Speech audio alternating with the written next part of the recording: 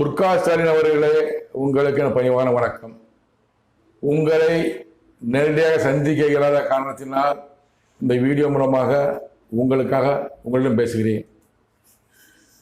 முக்கியமான விஷயம், உங்கள் கணவர் 7/5/2021 தமிழக முதலமைச்சராக பதவியேற்றார்.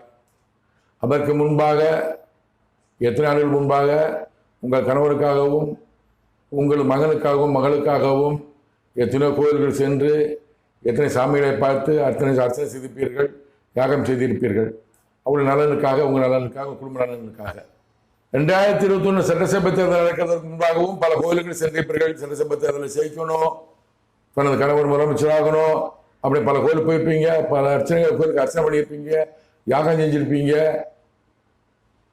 அதனால்தான் 2021 சட்டசபை தேர்தலில் உங்கள் கணவர் மு க ஸ்டாலின் அவர்கள் முதலமைச்சராக